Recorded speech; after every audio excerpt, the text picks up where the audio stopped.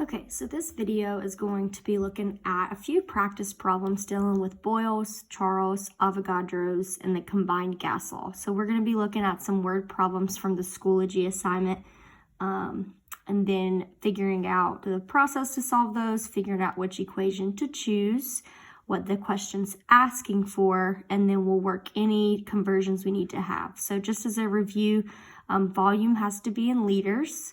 Number of molecules does have to be in moles, temperature needs to be in Kelvin, and pressure needs to be in atmosphere. So if any of them are not in these units, we've got to do conversions. So I'm going to start off with problem number 1, and we're going to write our givens down. It says a gas with a volume of 4 liters. So I know I automatically have a volume of 4 liters to start with. And it's going to be at a pressure of 205 kilopascals. So we know that those two numbers go together because it says we have this volume at this pressure right off the bat. And then it says we are allowing it to expand to a volume of 12,000 milliliters. So that's going to be the new volume because we're going to allow it to expand. So volume 2 is going to be 12,000 milliliters. And then it says, what's the pressure? So what is the pressure in atmospheres? So we know we need to have atmospheres as the unit for that. In the container, if the temperature remains constant. So temperature is not going to be an issue here.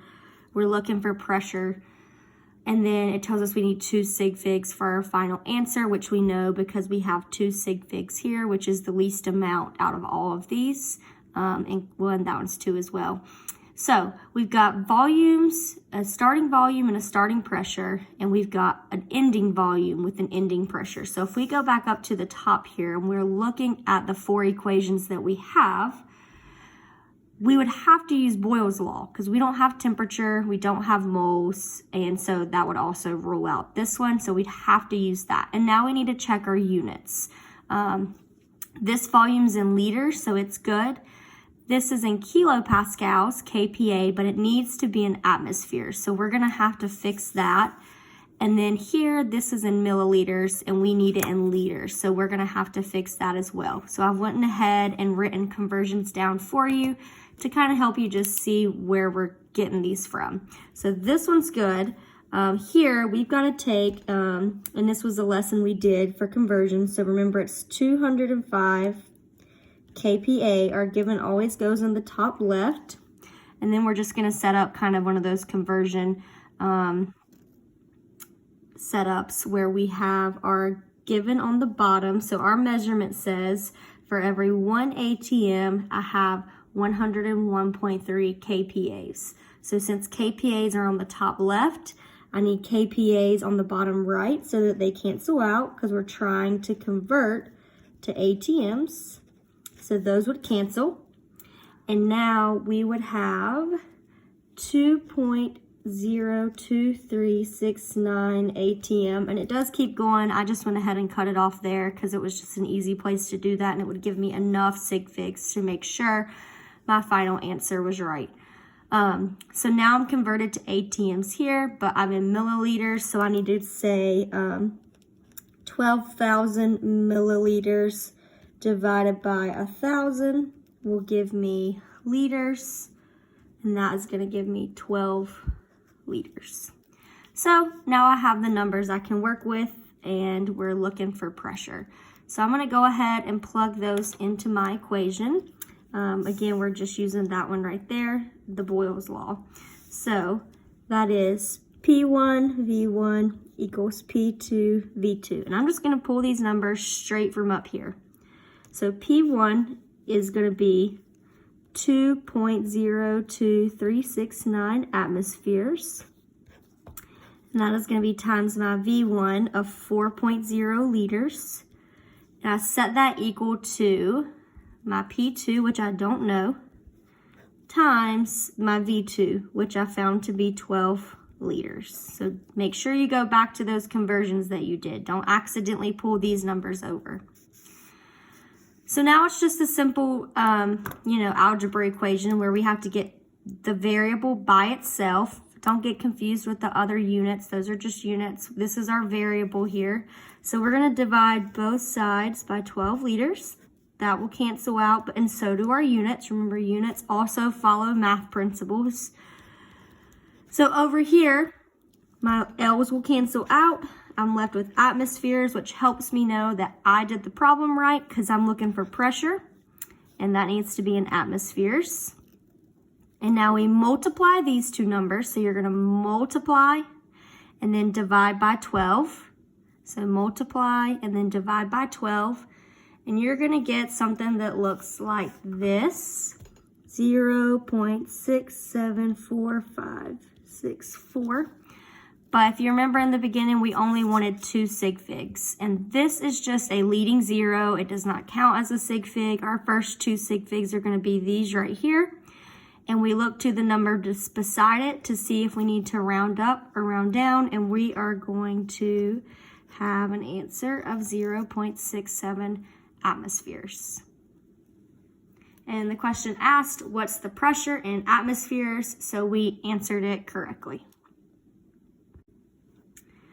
Okay, in this video, we're going to be looking at this question here. How hot will a 3.5 liter balloon have to get to expand to a volume of 600 liters? Assume there's an initial temperature of the balloon to be 22 degrees Celsius. So first off, right off the bat, we notice that we have something in liters. So how hot will a 3.5 liter balloon?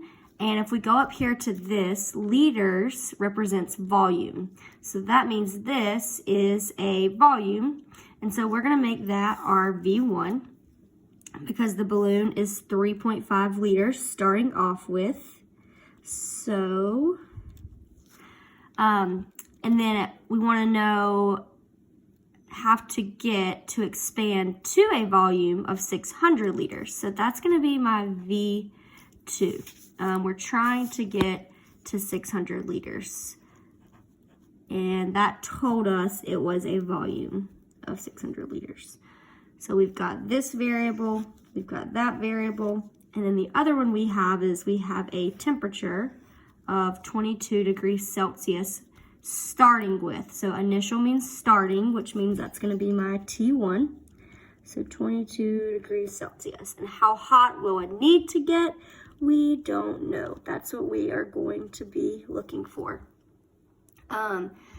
So let's go to our chart here. We see where volume is in liters, temperature needs to be in Kelvin, but we notice one of ours is not in Kelvin. So we've got to do our conversion right here, degrees Celsius. We have to add 273 to get Kelvin. So that's going to be 295 Kelvin. So now we've got our variables. They're all in the right thing. We just need to figure out what equation am I going to use. I've got volume, I've got temperature, starting, and a final. So we wouldn't use Boyle's because we don't have pressure. Charles is definitely an option. We've got volume and temperature here. Avogadro's would not work because we don't have moles. And combined law wouldn't work because we're not talking about pressure here. So we're going to use Charles' law. And Charles' law says V1 over T1 equals V2 over T2. So now we just simply have to plug in what we have. So we've got a volume 1 of 3.5 liters. And we've got a temperature of 295 Kelvin.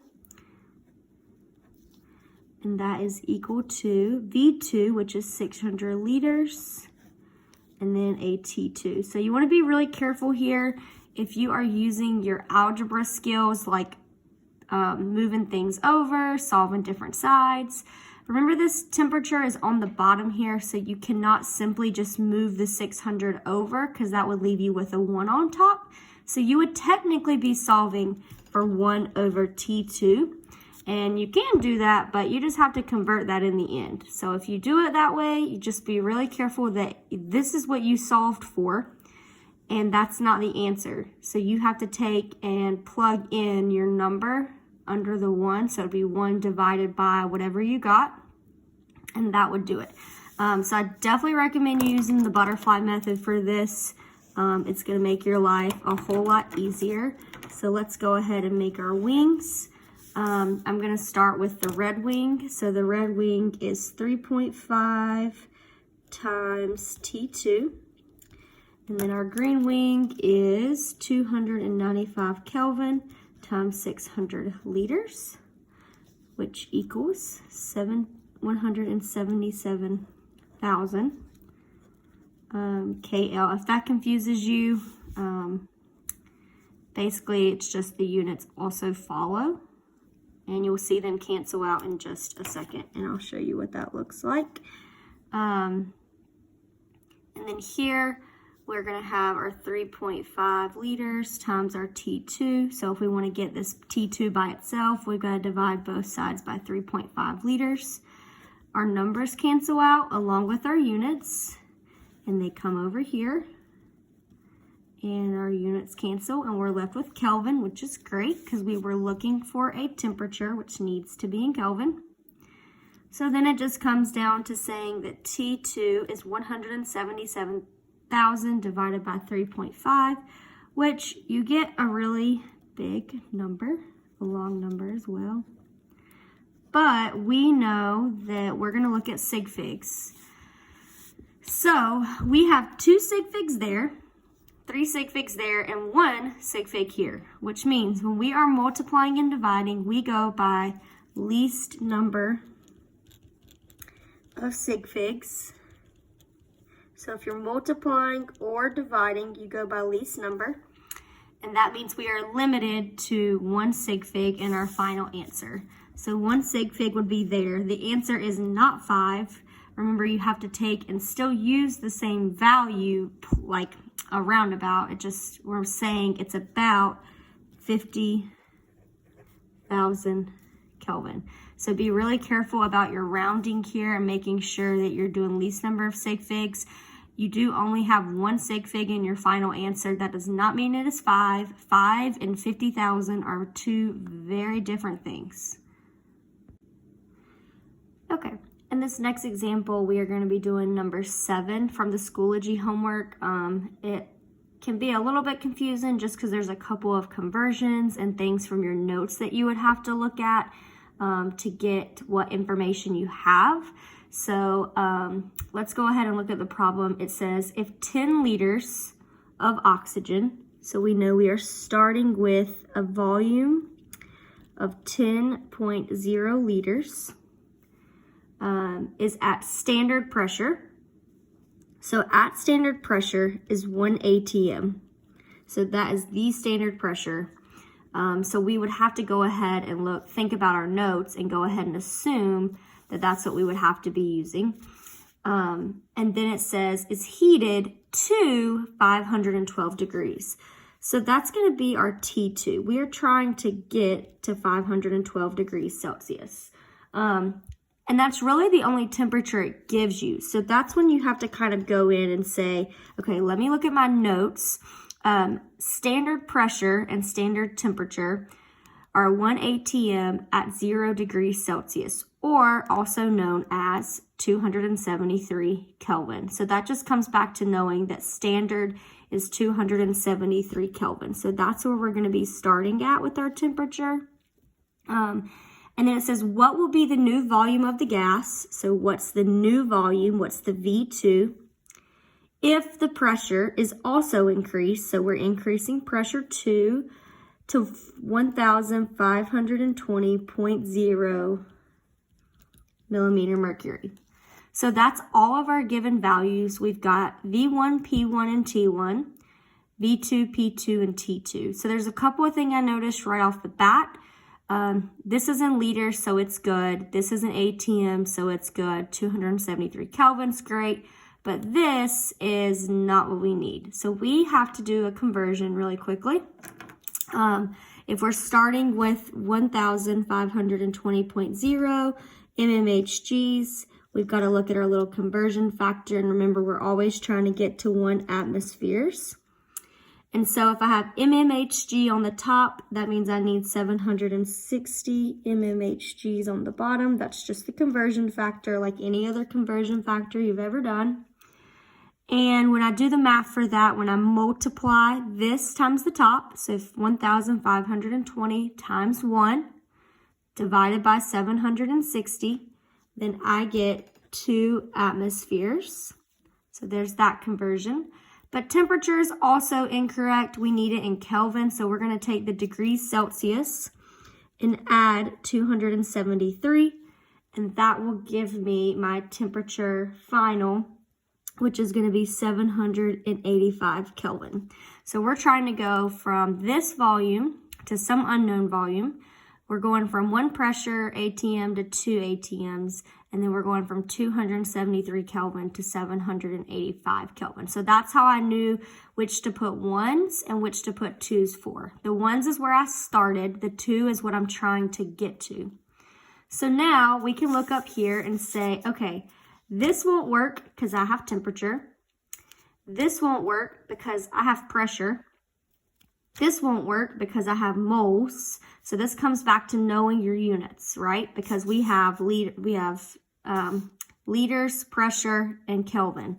So we have volume, temperature, and pressure. We don't have moles, which leads us to the combined gas law. So that's what we're going to be using for this problem. So let's go ahead here and set all of that up. So we've got an equation of P1 V1 over T1 equals P2 V2 over T2. So I'm just going to pull my numbers down. I've got 10.0 liters, and that's my volume. I've got a pressure of 1 atmosphere. And then on the bottom is my T1, which is 273 Kelvin.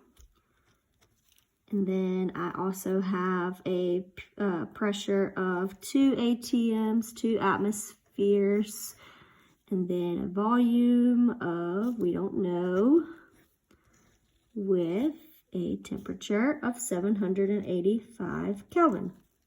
So as we talked about in class, you're definitely going to want to do the butterfly method here. So go ahead and do your butterfly method, multiply your red wing first if you want to. It really doesn't matter as long as you keep up with what. I'm color coordinating it so it helps you a little bit more as far as solving this.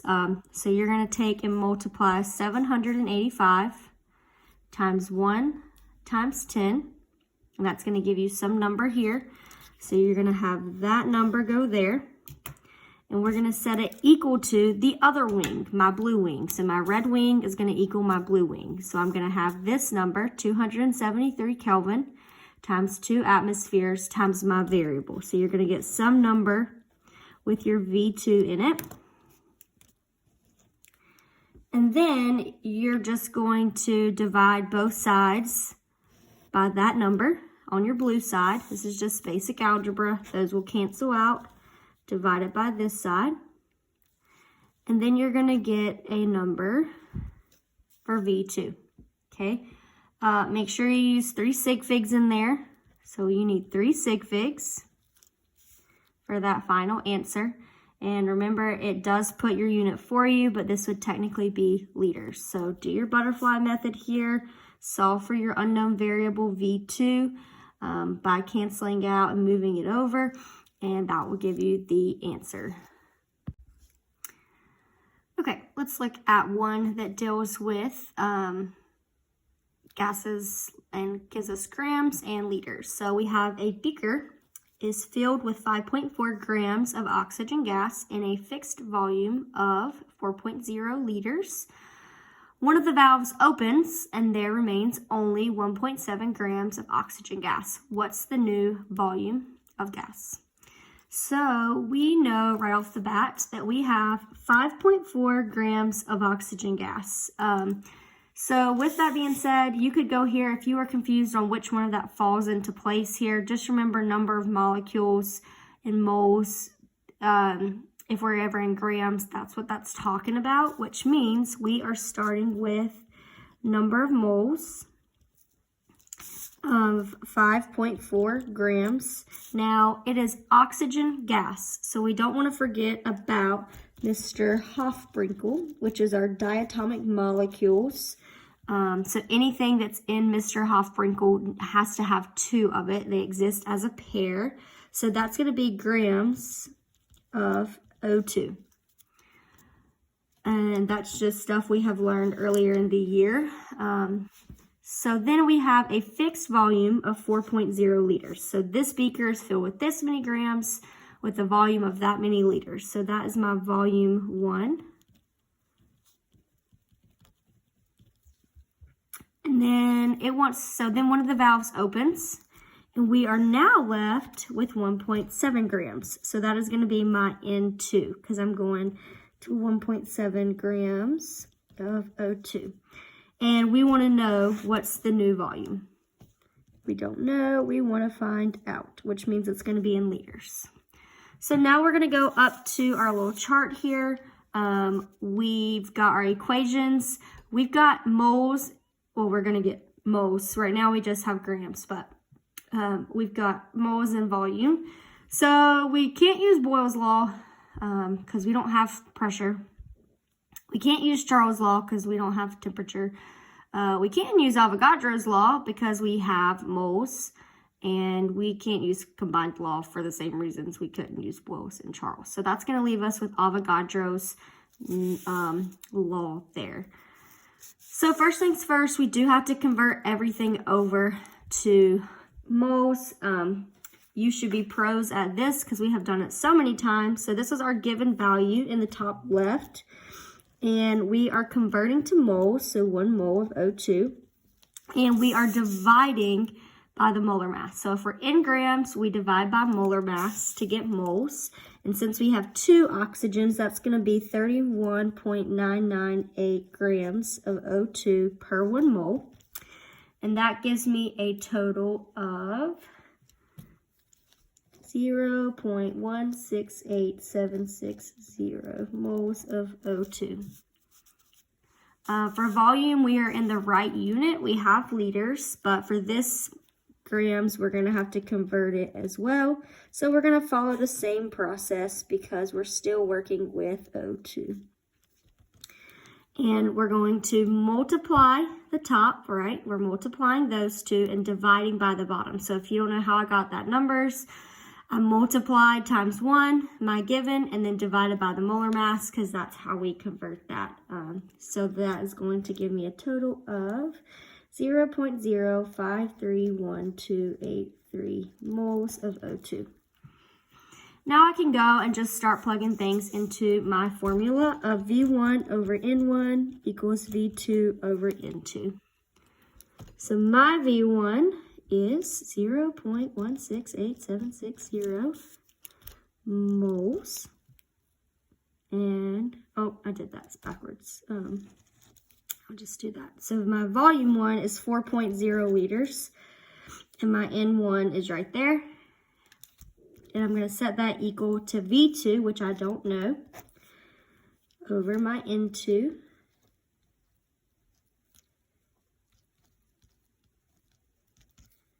And then we are going to use the butterfly method here.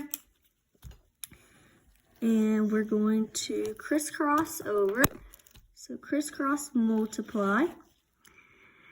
And so when we multiply these 2, we get 60 moles times V2.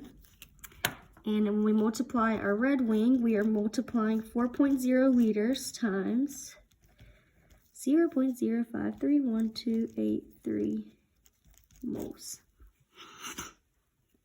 And then if we wanted to get V by itself, we would have to divide both sides by 0.168760 moles. Those would cancel out. And we would have to divide this side by that as well. The moles would cancel out. We would be left with liters, which is great because we were looking for volume all along anyways. So V2 is going to equal some number. I'm going to let you finish calculating that. One thing to note would be that you have to look at your sig figs, right? So you've got 2 sig figs here, you've got 2 sig figs here, 2 sig figs here. So since you are multiplying and dividing, you go by least number of sig figs, which would be 2. So make sure your final answer goes to 2 sig figs and you round correctly.